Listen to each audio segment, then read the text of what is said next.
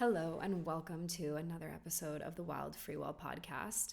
Um, I have so much to say. Today is going to be an interesting episode, hopefully quick. But there are a few things that need to be said, and I'm hoping I can get through all of this without crying, in all honesty. So let's all pray for that, to be honest with you. Okay.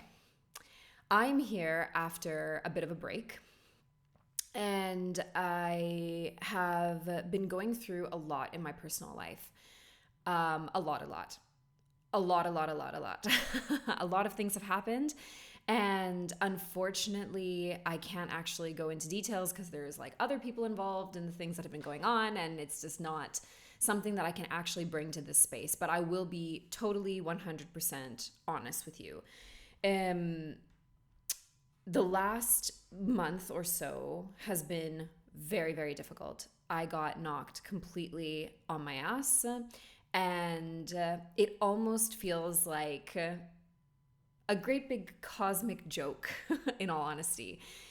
When I think about where I was before to, and like the work that I was doing and the way that I was feeling to like where I am now, and it feels kind of like I am starting over from scratch. It's not true. It's never true. It's never true because we're never leaving behind the things that we have experienced up until now, right? Like that's never going away, but it does feel like I'm starting over from scratch. And what I want to talk about today is what that means. What it looks like, what it feels like, and like, why is it so hard? Why is it so hard to feel like we're starting over from scratch, you know? So, okay, let me give you some like personal details, the things that I can share. Some things happened in my personal life. I feel very hard. They were quite big. They were wholly unexpected, to be honest with you.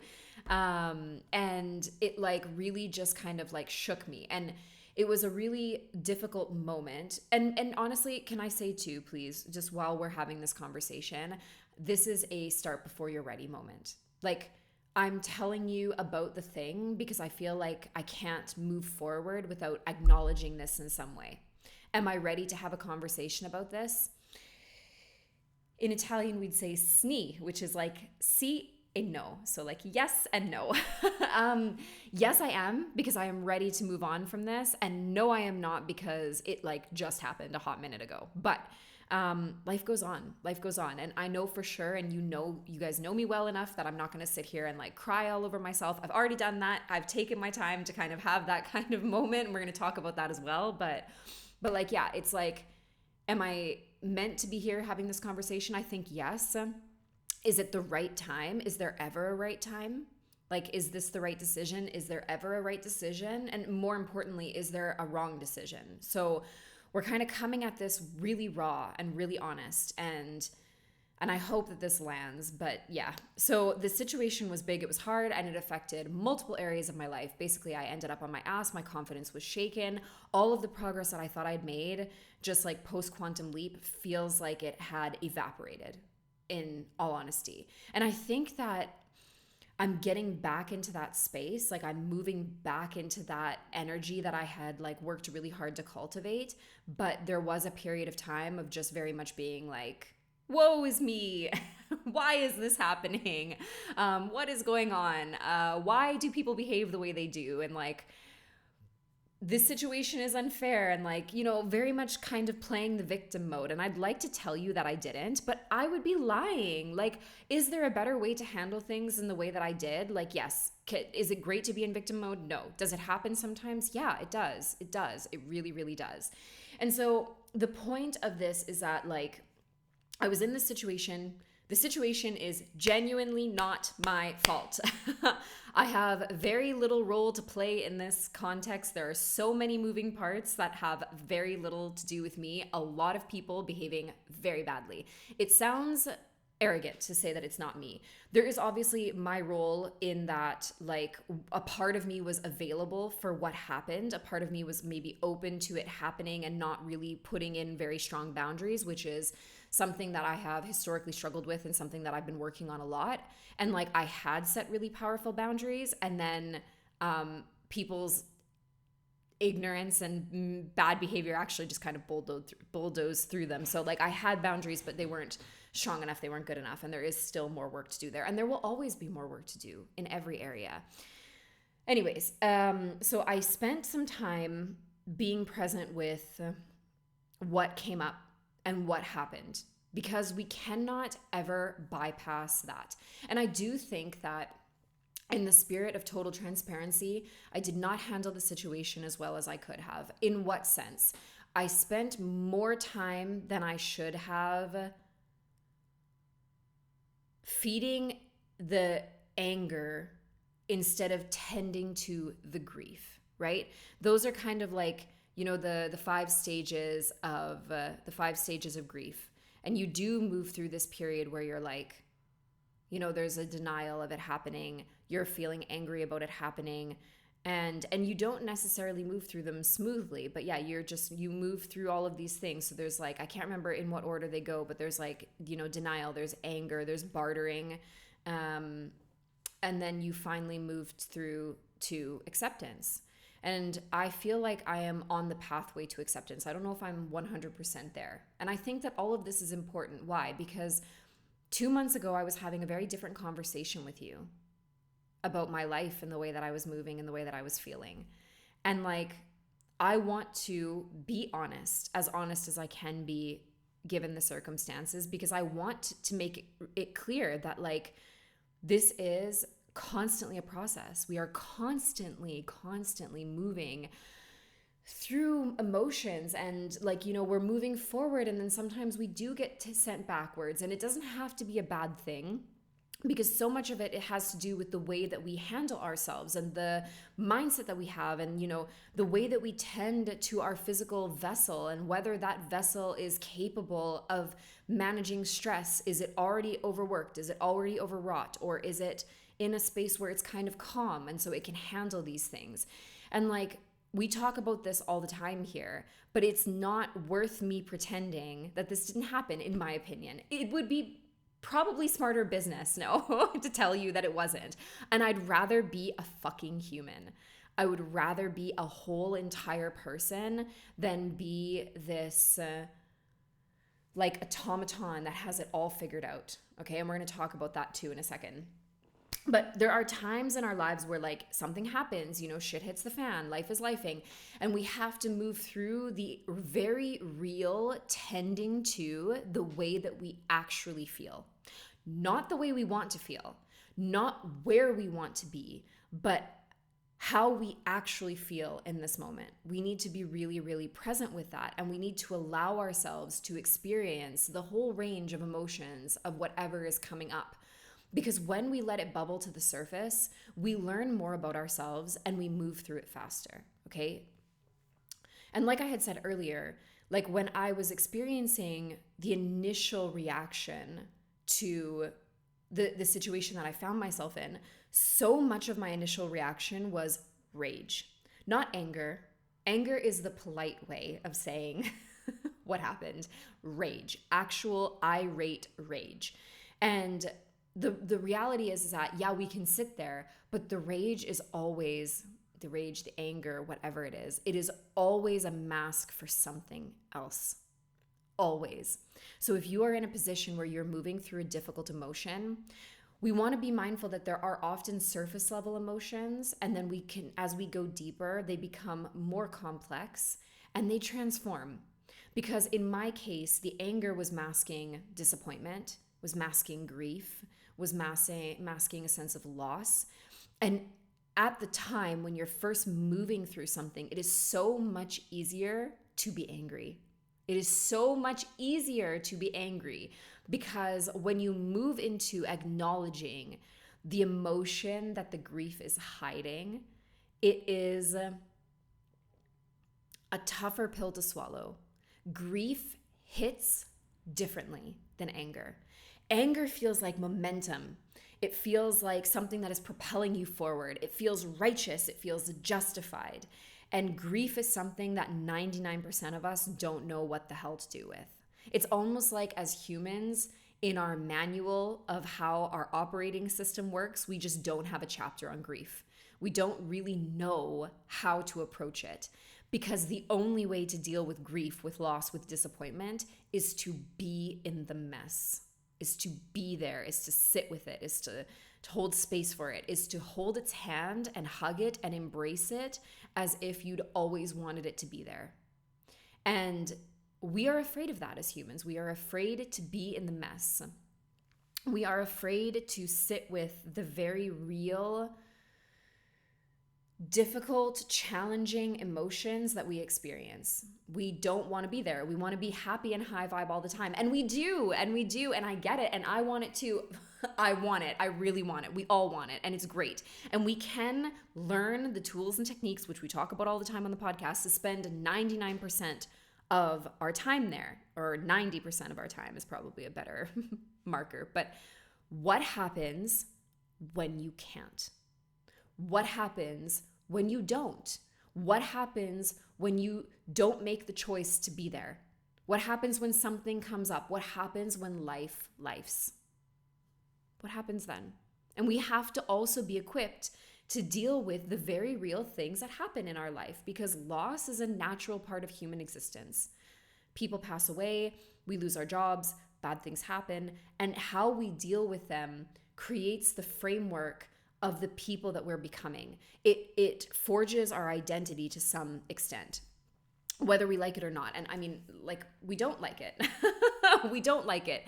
We will never like it. And I'm not necessarily saying to befriend your grief, but also maybe I am. Maybe I am, you know, but I am certainly saying to not sit in anger for an extended period of time. You need to be with whatever's coming up. You need to process whatever is happening to you, but you don't want to, like, you know, set up camp there, as I would say. So yeah, like, what I really want to say here, what the message of this is, because listen, okay, let me speak very, very plainly. I find it embarrassing to be having this conversation with you right now. I find it embarrassing to be saying this. And I think it's very important that I am saying this, because I think that there are a lot of coaches out there not saying shit like this. They are not having the conversations about how 2 months ago I was flying and everything was great and everything was high vibe and like I was like living my best life, and now something has happened that has brought me down. Because why don't people talk about it? Because of the shame. Because of the shame. Because it's embarrassing. Because it feels like being less than. Because it doesn't fit into this perfect sort of image that we're all kind of being modeled towards, and that we're being sold, and that we're being conditioned to believe is normal. Okay? Because it is really hard to sit here and say, 2 months ago, I felt like I had something figured out, and then something presented itself into my life that I really didn't know how to handle, that I mishandled. There were a lot of people involved that I couldn't control, obviously, the way that other people were behaving. And it really brought me down. Like, it knocked me right down. And it feels like it knocked me off my path. It feels like all of the progress that I had made up until this point has like somehow disappeared. And that is really difficult to say, because I'm the coach. I'm supposed to know better. I'm supposed to know better. That is the standard that we are holding people on this side of the camera to, right? And like, that's ridiculous. And the reason why we are holding people to this standard, because we have stopped normalizing when life is lifing. We have stopped normalizing just life and living and being human and having a full spectrum of emotion and experiencing the good and the bad and all of the in-betweens and all of the shades of emotions that live in this lived experience, that exist in this lived experience. We've stopped normalizing that. And we need to normalize but not glorify when the shit hits the fan, okay? What do I mean by that? It is going to happen. Life is going to life. things are going to come up that we find difficult or challenging, or that we don't know how to deal with, that we feel somehow ill-equipped to manage, that we mismanage, that we actively kind of make the wrong decisions about. Something is going to happen where you misstep. Then what? Then what? And in this scenario, we are often caught like on the back foot because we feel like, well, we need to have this figured out. And it's not just me. I know that for a fact. Like, the way that I'm explaining this to you, I'm explaining it from my lived experience of being somebody who is putting their life in the public sphere on a silver platter and like delivering it to you. I'm literally saying, here is my life. Here's what I think. Here's the way that I move in the world. And so by virtue of doing that, it's obvious that when something then happens, it feels harder to be like, oh, hey. And also the dichotomy, like, Lord Almighty, like the difference from 2 months ago to now. And it's like, like maybe she doesn't have it figured out. No, I don't have it figured out. I don't have it figured out. Do you? Do you have it figured out? And anytime that we believe that another living, breathing human being has it all figured out, we automatically need to take a step back, because no one has absolutely anything figured out. We are all just like constantly doing our best. We're constantly moving and trying to just do the best that we can with what we have available to us. And when we learn more, we are trying to do, hopefully, obviously, do better the next time. But what I want to talk about, and the reason why I'm having this conversation with you here, is because we need to normalize, we need to take the shame away from being a human and from having a very real human experience. Am I embarrassed? Absolutely. Absolutely. I am embarrassed that 2 months ago I was talking about having a quantum leap and how I felt like things were totally different and like I would just not be going backwards. And now I feel like I have indeed gone backwards. It's really hard. It's really hard to be sitting here having this conversation with you. And we need to take the shame away from being human. We need to give ourselves and everyone around us permission to have the lived experience that they're having and to show up fully as the human that they are. And we need to de-expert the experts, and we need to take everyone and anyone that we have put on a pedestal off of a pedestal, because everybody poops, okay? Everybody puts their pants on one leg at a time. Like, we're all humans and we're all just out here in the wild, wild west of life figuring shit out, basically, okay? And like the thing is too, is like in this hyper social, hyper photographed, hyper captured existence that we all live in the year 2026, I'm including that for posterity, okay? In this moment in time, we are hearing people talking about it. We are hearing about people struggling, but we are not seeing it. And I really wanted to, I'm gonna cry now. I really wanted to share this moment for that reason. Now, I'm not like taking pictures of myself crying while I'm journaling and like moving through things, because like that's not my vibe. Other people do that, cool for them. Like kudos for that level of bravery. That's not like, those personal moments are mine. They belong to me and I intend to keep them private that way. But like it's hard, and life is life.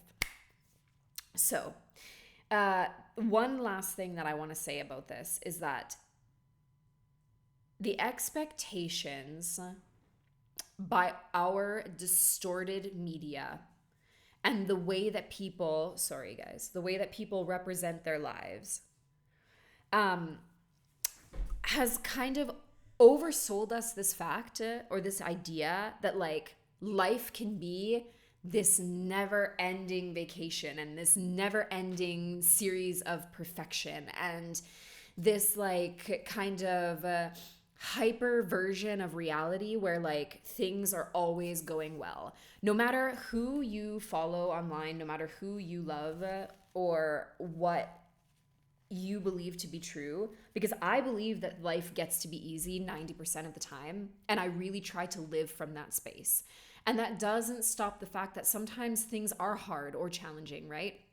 But this hyper distortion that we live in, where we're being sold we are consistently being shown, even if we're hearing something else, we're consistently being shown people's like sort of perfectionized, no, that's not the word, perfected, that is in fact the correct English, perfected lives makes us feel like it's possible to never fall down. It's possible to never screw up. It's possible for life to never be messy. And it is just not true. It is just not true. And I am sorry too if at any point I have sold that to you, because I don't believe it. And I feel like I try really hard to present a really like down to earth version of personal development. Like, can we decide? Yes. Do we always have that power available to us? Always, always, always, always, always. Yes. Can we always choose it? Yes, we can. Do we always choose it? No, we don't. No, we don't, because we're human. And like in the midst of grief, can we choose something lighter? Yes. Is that the best strategy? Maybe not. Because we do always need to feel what we are feeling, and we cannot remove the humanity from our lived experience. And why would we want to? Sorry. Why would we want to remove the humanity from our lived experience? What I mean by that is, do we want to live high vibe as often as possible? Yes.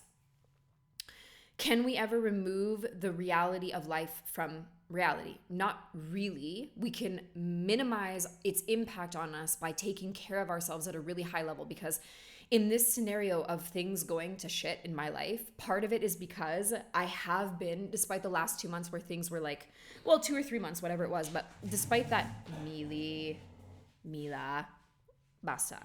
Despite that period of time where things were going really well, I think that like in general, I had been living in a state of like sort of hyper stress for a long period of time.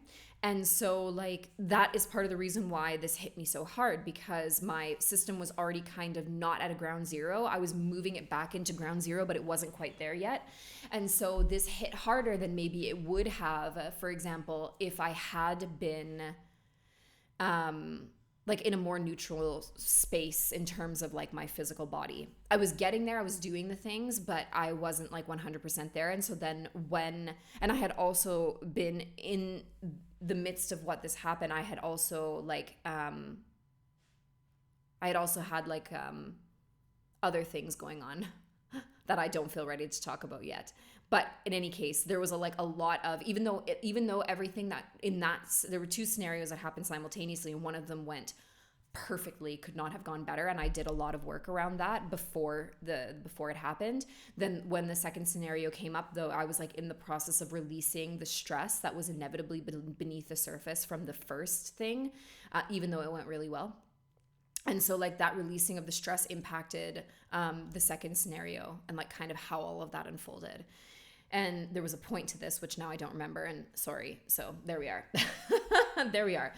But our perception, going back to this point here, our perception that we can live these perfect lives, that we won't fall down, that we won't make mistakes, that we won't fail, that we won't screw up, is really what is screwing with us, because it makes it feel like we can somehow avoid the messiness of human life, and we cannot, okay? You are going to fall down. You are going to screw things up. There are going to be times when things are hard, and still everything is okay. Life is okay. Everything is fine, and you are doing a really, really, really good job. Even when you screw up, even when you don't handle things the way you want to, even when, like me, you implement the boundaries, but the boundaries aren't strong enough to counteract, other people's ignorance and misbehavior, or when you do the best that you can, but it's somehow not good enough, or you try and you fail, or whatever it is that you're moving through, right? Or you're angry and you don't want to be, or you're grieving and you don't want to be, you're in the stuck and the stickiness and you don't want to be, but you are. It's all okay. We need to normalize it being okay. And we need to normalize talking about it. We need to say the thing, right? We need to have the hard conversations. That's what we're always talking about here. We need to have the hard conversations because it's what sets us free. And that is why I'm here as well. I'm here to lead by example. I am here to to live in the light and to live by my truth and to do the thing that I feel is most important, because I feel like these conversations are the conversations that we are missing in the world. Because we need to, lift each other up. And like 90% of the episodes of this podcast are going to be about how to make your life better, but they also need to be able to deal with what happens when life gets really hard and I don't know what the hell to do. What happens when life gets really hard, or a situation pops up and I don't know how to handle it, or I don't handle it well, or I'm really embarrassed or sad or whatever, right? Because it's all real and it's all true and it's all okay and it's all human and it's all just life. And we really, really, really just got to get on board with that fact and then do the best that we can. And just to like give you like just full transparency, to give you a timeline, this happened about a month and a half ago, this situation. And let me tell you about how I've moved through it and how I've handled it. So was angry for a very long time, and then moved through disappointment and grief and a sense of loss, and then slid right back into anger again, and then moved back into a sense of grief. And I think that denial, it's not like it was a phase for me. It was like the underlying kind of like, I can't believe this is happening. Why is this happening? What the hell is going on? What is the bigger lesson? And I think that was kind of like the underlying message. But I will be honest with you. I feel like normally I'm very good at finding a reason for why things happen. I am very good, even in the moment, at finding a lesson or something to take away from this, from like everything that happens, the good, the bad, the ugly, it doesn't really matter. In this scenario, I will be totally frank and say that I'm still trying to figure out what I am meant to learn from this. Better boundaries, for sure, I think is a huge one. But beyond that, I haven't got there yet.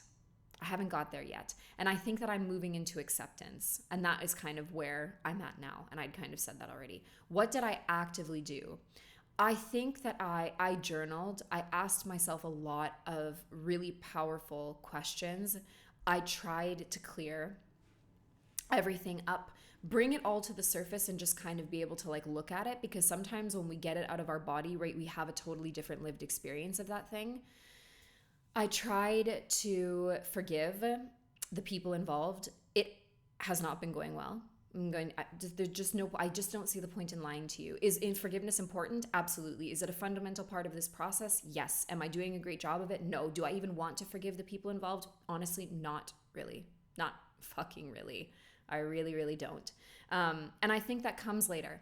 I think that comes along the journey of processing everything that's happening and expecting it to come now because I don't want to be in this space anymore, and trying to force my way through this, which PS I've also been doing 100%. I don't like that, and it's hard to admit as well, but yes, have absolutely been forcing myself, and I can promise you, you will get nowhere doing that. Forcing yourself to move forward, forcing yourself to move on, it will not get you where you want to go. It won't. So learn from me, don't do it. But then again, that's part of the human experience too, isn't it? Because we don't want to be here. We don't want to be uncomfortable. We don't want to be in this space. We just want to get out, and it's all really common. So it's all good. I have journaled, like I said, I have meditated. I have done releasing exercises. I've restarted doing Kundalini because that moves a lot of energy around, and I really like that. I've been focusing on taking deep breaths. I've gone for massages to try to physically move the energy because so much has happened, and I have become tense in a way that I haven't been in a really, really long time, because this situation is kind of that big, to be honest with you. And so like moving through and physically trying to move through, I've been going for really long walks every single day with Mila in nature, trying to be in as green a space as humanly possible. So I've been doing all of the things, and still I'm not there yet. And it's a month and a half later. And that doesn't fucking feel okay, but it has to be okay. It has to be okay. We have to allow it to be okay. Because what's the alternative? What's the alternative? To be angry at myself because I'm not over it yet? or worse, honestly. And that's not it for me in this scenario, because like I really don't feel like I have a huge responsibility for the scenario that I found myself in, except that I allowed it to happen to me. That's my biggest responsibility. I allowed myself to be in a scenario with people who behaved the way that they did and did what they did. So that is 100% my responsibility. But a lot of this is beside, well, I mean, that's a huge part of it too, because if I had left the scenario, then I wouldn't be in the scenario. So technically all of the responsibility is mine. Hello. Um, but in an interaction with people, you don't expect the other people to behave badly. And so that is on someone else, right? But there was a point to this and I lost it again. Today is not my day, guys. I'm sorry. Yeah. Doing all the things and trying to just kind of move forward slowly but surely and moving into a space of acceptance. And this is the thing. So I feel like I didn't show up to the podcast because I was not in an emotional space to be able to do that. And I'm so glad that I'm here today talking to you, because the truth will set you free. And I think that being honest is so important. And my deepest wish is always to help and to do something useful in the world and to make the world a better place and to help you move through your path easier. And I hope that my story, as much of it as I could share given the personal nature of it, I hope that the fact that I'm struggling right now, a little bit still, in moments at least, I hope that that helps you to understand that it's okay. It's not okay to live in struggle, friends. It's not okay to set up camp there. It's not okay to plant your flag there. But it is okay to be moving through difficult periods, and there is nothing wrong with you, and life is going to be what it is. And like I said, we need to normalize that. And then also, you have the tools available to you. If this is the first episode of the podcast that you've ever listened to, go back and listen to any of the other ones. There are so many tools, so many questions, and powerful techniques and modalities to help you move through whatever it is that you're feeling, right? That help you kind of get on the other side of this. And like, just give yourself some grace. Like, just let it all be okay. The fact that nothing is okay.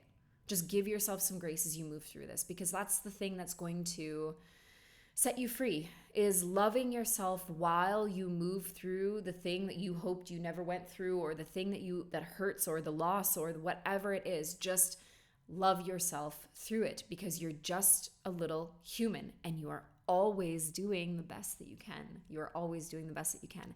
And I believe that.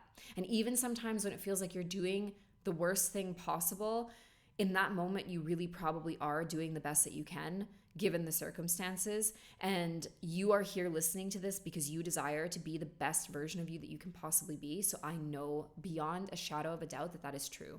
That even in the worst moment, you are likely still doing the best that you have with what's available to you. And when you're not, you'll know. And that's okay too. Grace, forgiveness, and learning to move forward from that slowly but surely, one step at a time, one forgiveness at a time, one breath at a time, one journal question at a time, one cry at a time, whatever it is that you need. So, yes. Okay. I hope this episode served you. And if you liked it, then thank you. And thank you for listening to all of this and for holding space for me and my story. And thank you for allowing me to be the whole human that I am, and for loving me anyways. I really appreciate that, and I appreciate you. So yes, if you liked this episode, then please comment, share, subscribe, and follow, and all of that jazz. And if you know somebody who needs this, please share it with them, because that would mean the world to me. And every time you share this episode with somebody, it just creates a ripple effect that the podcast gets to have in the world. And like, that's the whole point for me. That's the whole point, is just to make the world a better place, make the world a happier place, a lighter place, even though this was not a light episode. The future episodes will be indeed lighter. One day we will all be back into the light and it will be wonderful. But yes. And yes, thank you. So much gratitude for you. Gratitude for you being here. Gratitude for the work that you do and the path that you're on and the way that you show up in the world. It matters. It matters. The work that you do and the way that you show up and the person that you are and the light that you bring and the way that you choose to live in the world, it all really deeply matters. You matter. And I'm immensely grateful for you. So thank you. So yes, I hope you have a wonderful weekend. I hope you have the best time, and I'm sending you lots and lots of love, and I will see you on the next episode of the podcast.